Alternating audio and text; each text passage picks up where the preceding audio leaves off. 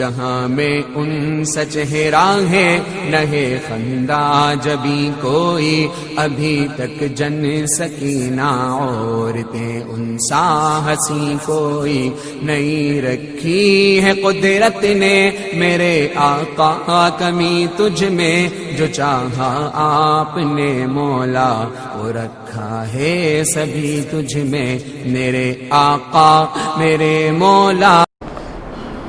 بسم الله الرحمن الرحيم.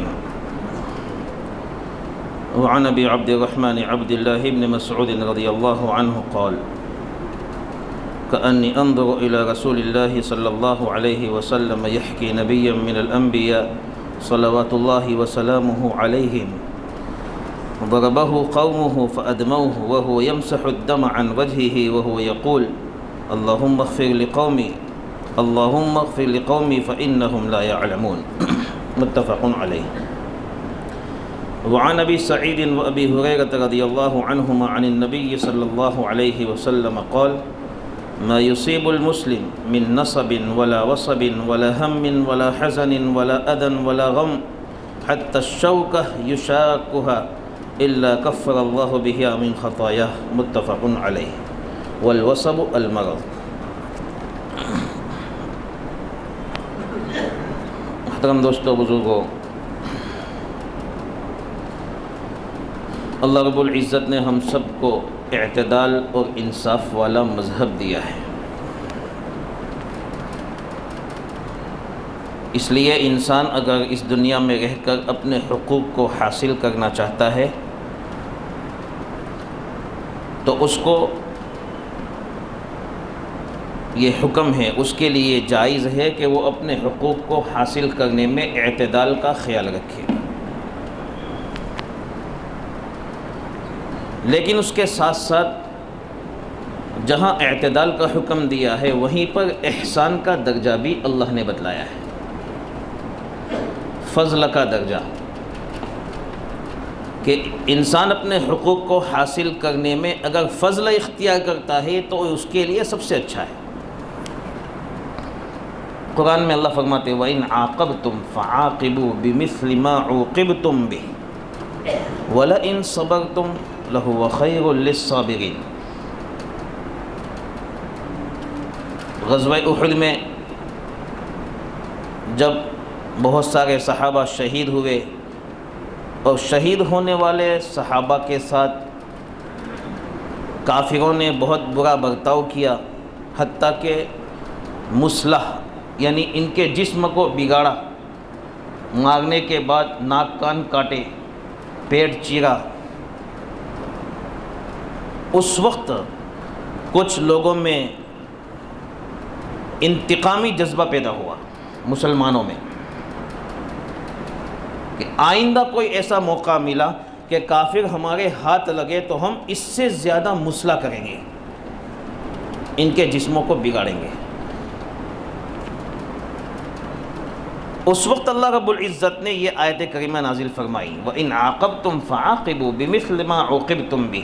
عدل کا تقاضا ہے کہ جتنے تمہارے لوگوں کو مسلح کیا گیا ہے، ان کے بدن کو خراب کیا گیا ہے، ایسے تم ان کافروں کے بدن کو بھی خراب کر سکتے ہو، یہ تمہارے لیے انصاف کی بات ہے۔ لیکن اللہ کو زیادہ کیا پسند ہے وَلَئِن صَبَرْتُمْ لَهُوَ خَيْرٌ لِلصَّابِرِينَ۔ اگر آپ لوگوں نے ایسا نہیں کیا، کافروں سے اس طرح کا بدلہ نہیں لیا جیسا انہوں نے تمہارے ساتھ برتاؤ کیا ہے، اور تم اپنی اس ظلم پر یعنی لوگوں نے کافروں نے جو تم پر ظلم کیا ہے، اس ظلم پر تم لوگوں نے صبر کیا تو یہ تمہارے لیے بہتر ہے۔ عدل بھی بتایا اور فضل کا راستہ بھی بتایا کہ احسان والا راستہ یہ ہے، فضل والا راستہ یہ ہے، صبر۔ انبیاء کرام علیہم الصلاۃ والسلام کی جب سیرت پڑھتے ہیں تو انبیاء کی سیرت میں ہمیں یہی ملتا ہے کہ انہوں نے فضل والا راستہ اختیار کیا ہے۔ جہاں کہیں ان پر حالات آئے، لوگوں کی جانب سے ظلم ہوا تو فضل والا راستہ اختیار کیا۔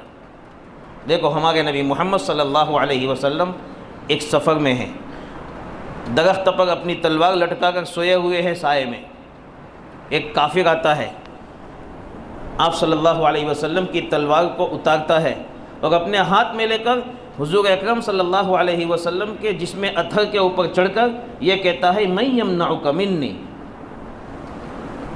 محمد بتاؤ تمہیں مجھ سے کون بچائے گا؟ تلوار اس کے ہاتھ میں ہے، اللہ کے رسول سوئے ہوئے ہیں، اٹھا کر کہہ رہا ہے بتاؤ مجھ سے تم کو کون بچائے گا؟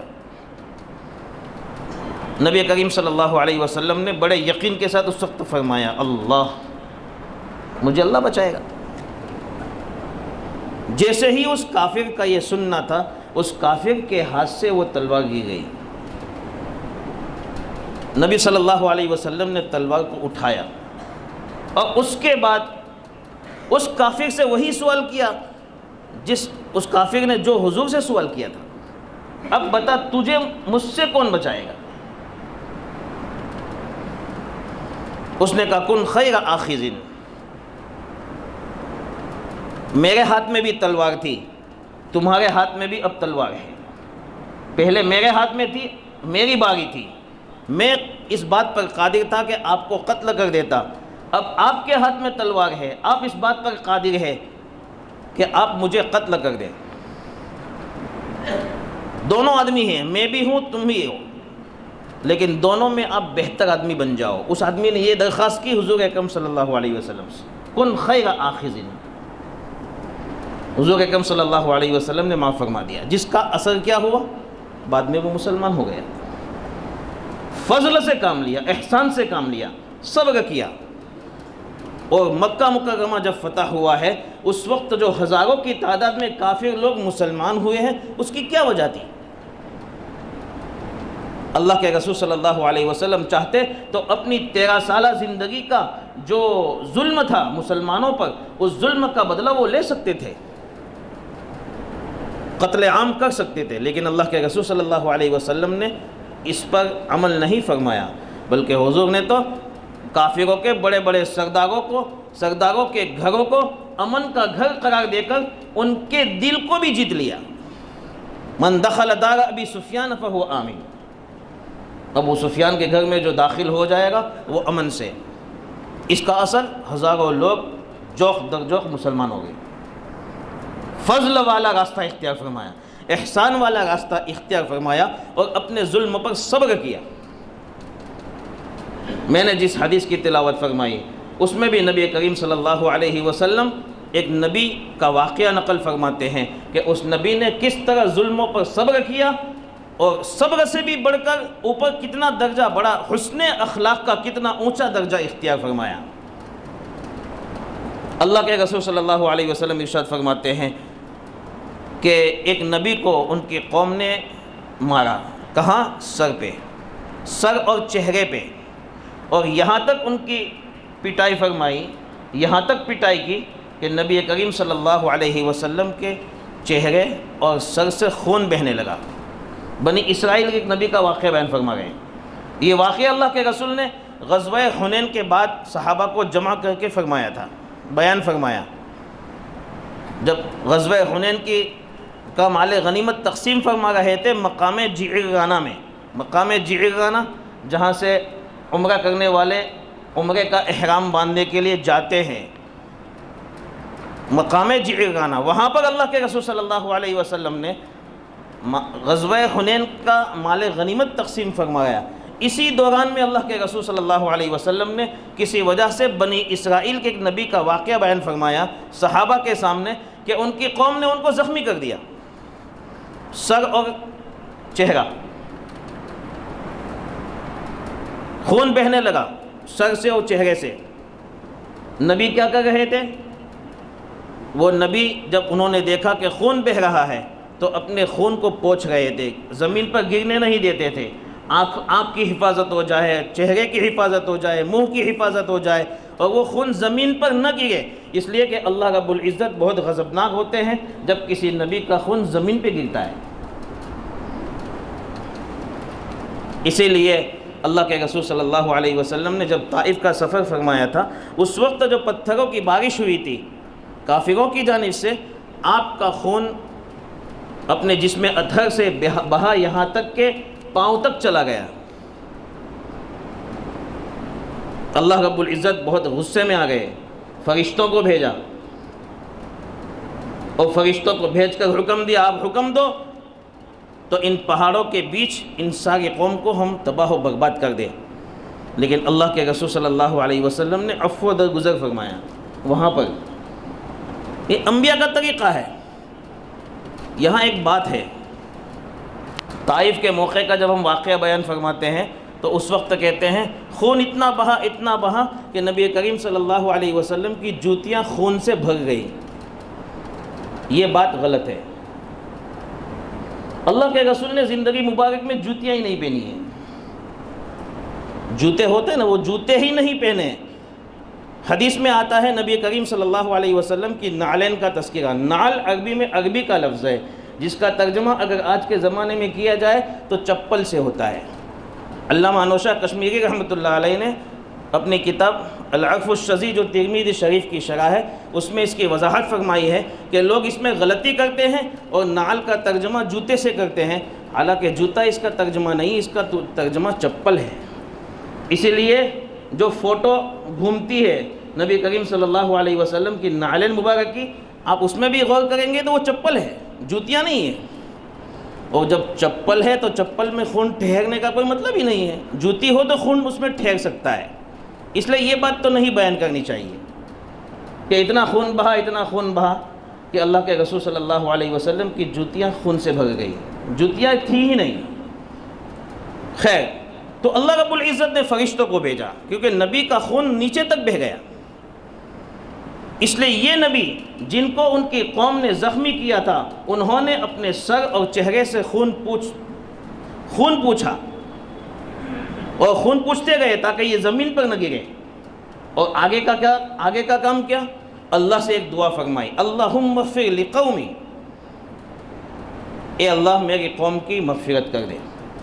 یعنی وہ قوم جو کافر ہے، اپنے نبی کو تکلیف دے رہی ہے، یہاں تک کہ سر اور چہرے کو زخمی کر دیا ہے، اس قوم کے بارے میں یہ اللہ کے نبی صلی اللہ علیہ وسلم، وہ اللہ کے نبی اپنی قوم کے بارے میں دعا اللہ سے کر رہے ہیں، اے اللہ میری قوم کی مغفرت فرما۔ اور مغفرت کا مطلب یہ ہوتا ہے انہوں نے جو میرے ساتھ حرکت کی ہے، انہوں نے جو مجھے تکلیف پہنچائی ہے، اس تکلیف کی وجہ سے ان کا مواخذہ مت کرنا، ان کی پکڑ مت کرنا، ان پر عذاب نازل مت کرنا۔ مغفرت کا مطلب یہ نہیں ہے کہ ان کے شرک کو معاف فرما، ان کے شرک کو معاف فرما، یہ مطلب نہیں ہے، کیونکہ شرک کی معافی اللہ کے یہاں نہیں ہے جب تک کہ بندہ اس سے توبہ نہ کر لے۔ اس لیے مغفرت کا مطلب یہ ہے کہ انہوں نے میرے ساتھ جو حرکت کی، مجھ پر ظلم کیا، اس ظلم کی وجہ سے ان کی پکڑ نہ فرما۔ تو دو باتیں ہوئی، خون پوچھ رہے ہیں تاکہ زمین پر نہ گرے، دوسرے نمبر پر ان کے لیے مغفرت کی دعا کر رہے ہیں، اور تیسرے نمبر پر ایک اور اس سے بڑی بات، صبر تو کیا، دعا بھی کی، تیسرے نمبر پر اللہ کے سامنے ان کے اس کام کا عذر بھی بیان کر رہے ہیں، فَإِنَّهُمْ لَا يَعْلَمُونَ۔ یہ ہے بہت بڑی بات، فَإِنَّهُمْ لَا يَعْلَمُونَ، اے اللہ میری قوم کی مغفرت فرما، اس لیے کہ یہ جانتی نہیں ہے، یعنی مجھے جانتی نہیں ہے کہ میں کون ہوں، اس لیے انہوں نے میرے ساتھ حرکت کی ہے، اس لیے انہوں نے میرے ساتھ ظلم کا معاملہ کیا ہے۔ اگر میری قوم میرے بارے میں جان لیتی کہ میں اللہ کا رسول اور اللہ کا نبی ہوں تو میرے ساتھ یہ حرکت نہ کرتی۔ تین باتیں ہیں، صبر فرمایا، مغفرت کی دعا فرمائی، اور مغفرت کی دعا کے ساتھ ساتھ پھر ان کے اس ظلم کا عذر بھی اللہ کے سامنے بیان کر رہے ہیں کہ جہالت کی وجہ سے، ناواقفیت کی وجہ سے یہ لوگ میرے ساتھ ایسا کر رہے ہیں۔ یہ انبیاء کرام علیہم السلام کی سیرت ہے، اور یہی سیرت صحابہ کی، یہی سیرت صحابہ کے پیچھے چلنے والے ہمارے اسلاف کی ہے۔ انہوں نے اسی طرح زندگی گزاری ہے۔ عمر بن عبدالعزیز رحمۃ اللہ علیہ بہت بڑے خلیفہ ہیں، عدل و انصاف سے انہوں نے اپنے 2-2.5 سال کی حکومت بنائی اور حکومت کی پبلک پر، عدل کے ساتھ، انصاف کے ساتھ۔ جب انہی کے خاندان والے بنو امیہ نے دیکھا کہ یہ اتنے انصاف کے ساتھ حکومت کر رہے ہیں کہ ہمارے پاس، ہمارے قبضے میں جو جائیداد تھی وہ جائیداد بھی انہوں نے بیت المال میں جمع کر دی، چونکہ جب عمر بن عبدالعزیز رحمۃ اللہ علیہ خلیفہ بنے تو انہوں نے دیکھا کہ بنو امیہ یعنی انہی کے خاندان والوں کے پاس بڑی بڑی جائیداد ہے، بڑی بڑی رقم ہے جو ان کا حق نہیں ہے بلکہ بیت المال کا حق ہے، جن پر یہ لوگ قبضہ کر کے بیٹھے ہیں۔ تو عمر بن عبدالعزیز رحمۃ اللہ علیہ نے وہ ساری جائیداد قبضہ کر کے بیت المال میں مسلمانوں کے خزانے میں جمع فرمائی تھی، اس لیے ان کے خاندان والے ان کے دشمن تھے۔ دشمنی کی وجہ سے اب عمر بن عبدالعزیز رحمۃ اللہ علیہ کے ایک غلام کو تیار کیا کہ تجھے عمر بن عبدالعزیز کو زہر دینا ہے، پتہ نہ چلے اس طرح پینے کی چیز میں، اس کے بدلے میں 1000 دینار اور دوسرے نمبر پر تمہیں آزاد کیا جائے گا، 1000 دینار دیے جائیں گے اور آزاد کیا جائے گا، یہ 2 انعام ملیں گے۔ اس نے ایسا ہی کیا۔ عمر بن عبدالعزیز رحمۃ اللہ علیہ کی خدمت کرتے ہوئے اس نے کسی چیز میں زہر ملایا، اور عمر بن عبدالعزیز رحمۃ اللہ علیہ نے وہ چیز کھا پی لی، جس کی وجہ سے زہر کا اثر پورے جسم میں ہوا اور موت کے قریب ہو گئے۔ ان کو احساس ہو گیا کہ کیا ہوا ہے۔ حضرت مجاہد رحمۃ اللہ علیہ بڑے محدث ہیں، ان کو بلایا اور پہلے پوچھا میرے بارے میں، میری اس بیماری کے بارے میں لوگوں میں کیا چرچا ہے؟ حضرت مجاہد نے فرمایا کہ لوگ یہ باتیں کر رہے ہیں کہ آپ پر جادو کیا گیا ہے۔ حضرت عمر بن عبدالعزیز رحمۃ اللہ علیہ نے جواب میں فرمایا نہیں، مجھ پر جادو نہیں ہوا ہے۔ پھر وہ غلام کو بلایا اور اس کے بعد اس سے پوچھا بتا، سچ بتا، تو نے میرے کھانے پینے میں زہر ملایا ہے؟ کہا ہاں۔ کس لیے ملایا ہے؟ تجھے اس کے بدلے میں کیا دیا گیا ہے؟ کہا 1000 دینار اور آزادی۔ حضرت عمر نے کہا وہ 1000 دینار لے کر آؤ۔ 1000 دینار منگوائے، اس کے بعد کہا بیت المال میں جمع کر دو، مسلمانوں کے خزانے میں جمع کر دو، اور اس کے بعد اس غلام سے کہا اب یہاں سے چلے جاؤ یہاں تک کہ تمہیں کوئی دیکھے نہیں، ایسی جگہ چلے جاؤ، کیونکہ کس لوگوں کو پتہ چلے گا تو بھی بدلہ لیں گے۔ اور خود حضرت عمر بن عبدالعزیز رحمۃ اللہ علیہ انتقام لینا اس سے نہیں چاہتے تھے، اس لیے اس کو بھگا دیا کہ ایسی جگہ چلے جاؤ جہاں تمہیں کوئی دیکھے نہیں، وہاں جا کے بس جاؤ۔ وقت کے خلیفہ ہے، بادشاہ ہے، بڑی حکومت ہے، بڑی دنیا پر حکومت ہے، لیکن اس کے باوجود سامنے والا آدمی جس نے زہر دیا ہے اس کے لیے معافی ہے۔ یہ ہے احسان کا درجہ، فضل کا درجہ۔ تو یہ انبیاء کرام علیہم الصلاۃ والسلام اور اسی طرح ان کے متبعین اور ہمارے اسلاف کا یہی معمول رہا ہے کہ وہ فضل پر عمل کرتے تھے، صبر کرتے تھے ظلم پر، اور ظلم پر صبر کر کے سامنے والے ظالم کو معاف کرتے تھے۔ یہ ان کا طرز عمل رہا ہے۔ اس لیے ہمیں بھی چاہیے میرے دوستوں، ہم اپنی زندگی کو تھوڑا سا اس چیز پر ڈالیں۔ چھوٹے چھوٹے بچوں کی وجہ سے ہمارے خاندانی جھگڑے ہو جاتے ہیں، چھوٹے چھوٹے بچوں کی وجہ سے۔ میرے بچے کو میرے بھائی کے بچے نے مارا ہے، میرے بچے کو پڑوسی کے بچے نے مارا ہے، بس اس بنیاد پر 2 خاندانوں میں جھگڑا، بڑا جھگڑا، وہ بھی رشتہ داریاں ٹوٹتی ہے ہماری چھوٹی وجہ سے، چھوٹی بات کی وجہ سے۔ ایسے موقع پر ہمیں چاہیے کہ ہم نبی کریم صلی اللہ علیہ وسلم کی سیرت کو دیکھیں، معافی اور عفو درگزر کا معاملہ فرمائیں۔ اللہ ہمیں عمل کی توفیق عطا فرمائے۔ یہ پہلی حدیث ہے۔ دوسری حدیث میں ہمارے نبی محمد صلی اللہ علیہ وسلم نے ایمان والے کا درجہ بتلایا ہے کہ ایمان والا جب صبر کرتا ہے تو اللہ رب العزت اس کی بنیاد پر اس کو کتنا اونچا درجہ عطا فرماتے ہیں۔ کوئی بھی اس دنیا میں رہنے والا آدمی ہوگا، اس کو کبھی ظاہری تکلیف پہنچتی ہے، کبھی باطنی تکلیف پہنچتی ہے۔ ظاہری تکلیف، دنیا میں کوئی کام کرتا ہے، نوکری پہ جاتا ہے یا کسی جگہ کام کرتا ہے، اپنی تجارت میں ہوتا ہے یا اپنے گھر کے کام کاج میں لگتا ہے تو اس کو تھکان محسوس ہوتی ہے، یہ بھی ایک تکلیف ہے۔ کہیں چلتے ہوئے جاتا ہے، راستے میں پتھر چبھ گیا، کیلے کا چھلکا تھا پھسل گیا، پاؤں ٹوٹ گیا، کانٹا چبھ گیا، چھوٹی موٹی تکلیف انسان کے بدن میں ہوتی رہتی ہے۔ دنیاوی کام کرتے کرتے تھکاوٹ اور تھکان، وہ بھی ایک تکلیف ہے۔ کبھی بیمار ہو جاتا ہے، بیماری کی وجہ سے اس کے بدن میں تکلیف ہوتی ہے، بخار آ گیا یا اور کوئی بیماری ہو گئی، چھوٹی موٹی بڑی بیماری، کسی کو اللہ ہماری حفاظت فرمائے کینسر کی بیماری ہو جاتی ہے، یہ بھی ایک تکلیف ہے۔ بدن میں پہنچنے والی طرح طرح کی تکلیفیں ہیں، ایسے باطنی تکلیف، اندر کی تکلیف، نفس کی تکلیف، ٹینشن، غم، حزن، ٹینشن، یہ بھی کئی طرح کا ہوتا ہے۔ کبھی ٹینشن ہوتا ہے آنے والی چیز سے، مثال کے طور پر کسی کے یہاں ڈیلیوری کا آپریشن ہونے والا ہے، جس کا آپریشن ہونے والا ہے اس کو بھی ٹینشن، اس کے گھر والوں کو بھی ٹینشن کہ پتہ نہیں کیا ہوگا، بچہ زندہ رہے گا یا نہیں، مستقل ایک ٹینشن، عورت زندہ رہے گی یا نہیں، آپریشن سکسیس جائے گا یا نہیں، اس کا ٹینشن رہتا ہے، یہ بھی ایک تکلیف ہے۔ کبھی جو چیز چھوٹ گئی ہے اس پر ٹینشن ہوتا ہے کہ گھر میں کوئی پریشانی آ گئی ہے اس لیے اس کا ٹینشن، گھر میں کوئی بیمار ہو گیا اس کا ٹینشن، گھر میں موت میت ہو گئی اس کا ٹینشن۔ اور کبھی ٹینشن اتنا سخت ہو جاتا ہے کہ انسان کی عقل معوف ہو جاتی ہے اور وہ پاگل جیسا بن جاتا ہے۔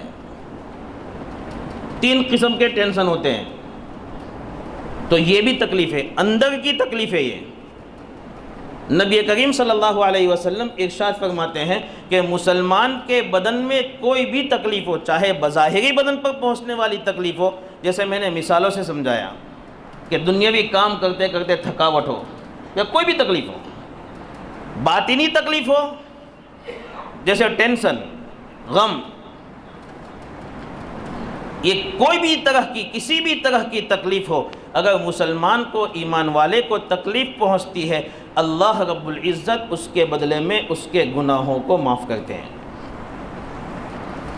جیسے انسان دنیا میں رہنے والا نوکری پہ جاتا ہے، کام کرتا ہے اور وہ تھکاوٹ کو برداشت کرتا ہے اس امید پر کہ اس تھکاوٹ کے بدلے میں مجھے پیسے ملنے والے ہیں، ایسے ایمان والے کو اللہ نے یہ سمجھایا، اس مسلمان کو یہ بھی چاہیے کہ اس تھکاوٹ کو اس لیے بھی برداشت کرے اس امید پر کہ اس تھکاوٹ کی وجہ سے میرے گناہ اللہ معاف کرے گا، کیونکہ میں ایک ذمہ داری نبھا رہا ہوں کہ میرے گھر والوں کی مجھ پر ذمہ داری ہے، اللہ کا حکم ہے،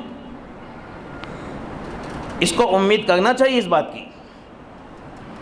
یہ اللہ کی جانب سے بڑا عطیہ اور اعلان ہے، اور دنیا کی ملنے والی چیز وہ تو کل ختم ہونے والی ہے، لیکن اللہ جو اجر دے گا، جو ثواب دے گا، وہ تو ہمیشہ ہمیشہ باقی رہنے والا ہے۔ اس لیے حضور صلی اللہ علیہ وسلم فرماتے ہیں کہ اللہ ایسے ایمان والے کے گناہوں کو معاف کر دیتا ہے جس کو دنیا میں چاہے ظاہری بدن میں تکلیف پہنچتی ہو، چاہے وہ اندر کوئی تکلیف پہنچتی ہو، کسی بھی قسم کی ایمان والے کو تکلیف پہنچتی ہے، اللہ اس کے بدلے میں اس کے گناہوں کو معاف کرتا ہے۔ اور دوسری حدیث میں تو یہاں تک ارشاد فرمایا کہ اگر کوئی مسلمان خوشحالی کے زمانے میں کسی اچھے عمل کو کرنے والا ہوتا ہے اور تکلیف کی وجہ سے وہ عمل اس کا چھوٹ جاتا ہے، تو گناہوں کی معافی کے ساتھ ساتھ اس عمل کا ثواب بھی اللہ دیتا ہے، جو عمل اس سے بیماری کی وجہ سے چھوٹ گیا ہے، تکلیف کی وجہ سے چھوٹ گیا۔ مثلا کوئی صحت مند تندرست آدمی تھا، وہ تہجد کی پابندی کرتا تھا، بیماری کی وجہ سے اس سے وہ چھوٹ گئی ہے، تو جہاں بیماری کے بدلے میں گناہ معاف ہوں گے، وہیں پر اس کے لیے یہ بات بھی ہے کہ تہجد جو چھوٹ رہی ہے اس کا ثواب بھی اللہ دے گا، حالانکہ وہ نہیں پڑ رہا ہے بیماری کی حالت میں، پھر بھی اس کو ثواب ملے گا۔ ہر تکلیف کے بدلے میں اللہ کے یہاں کوئی نہ کوئی راستہ ہے، اس لیے ایمان والے کو چاہیے کہ وہ اللہ کی ذات پر امید کر کے تکلیف کو سہتا رہے، اس پر صبر کرتا رہے۔ بلکہ ایک عجیب حدیث مسند احمد کی ہے، امام احمد اپنی مسند میں نقل کی ہے، نبی کریم صلی اللہ علیہ وسلم نے ارشاد فرمایا ہے کہ جو بھی مسلمان آدمی چاشت کی نماز کے لیے اپنے مشغلے سے نکلتا ہے، اپنے مشغلے کو چھوڑتا ہے، کون سی نماز کے لیے؟ چاشت کی، اپنی تجارت میں تھا یا اپنی کسی مشغلے میں تھا، اس مشغلے کو چھوڑ کر وہ چاشت کی نماز کے لیے پیشل آتا ہے، چاہے مسجد میں آتا ہو چاہے گھر پہ جاتا ہو، اپنے مشغلے سے نکل جاتا ہے صرف اس وجہ سے، اور چاشت کی نماز کے لیے اپنے آپ کو تھکاتا ہے، اپنے آپ کو تھکانے پر، چاشت کی نماز کے لیے اپنے آپ کو تھکانے پر نبی کریم صلی اللہ علیہ وسلم ارشاد فرماتے ہیں اس کو اللہ عمرے کا ثواب دیتا ہے، اجر المعتمر۔ کس کا ثواب بھائی؟ عمرے۔ دنیاوی کام میں تھکانے کی وجہ سے جب اللہ گناہوں کو معاف کر دیتا ہے اور ان عبادتوں کا ثواب دیتا ہے جو اچھی حالت میں اس کو کرتا تھا، تو میرے دوستو اگر عبادات میں اگر کوئی آدمی اپنے آپ کو تھکاتا ہے تو اللہ اس پر کیوں ثواب نہیں دے گا؟ اس لیے ہمیں چاہیے میرے دوستو کہ جتنی بھی پریشانیاں ہم پر آئیں ان پریشانیوں پر صبر کرنے کی عادت ڈالیں اور اللہ رب العزت سے ثواب کی امید رکھیں، تاکہ ہمارا یہ صبر کرنا ہماری گناہوں کا کفارہ بھی بن جائے اور ساتھ ساتھ میں ہمارے درجات کے بلند ہونے کا سبب بنے۔ کریں گے انشاءاللہ۔ اللہ عمل کی توفیق عطا فرمائے۔ سبحان اللہ۔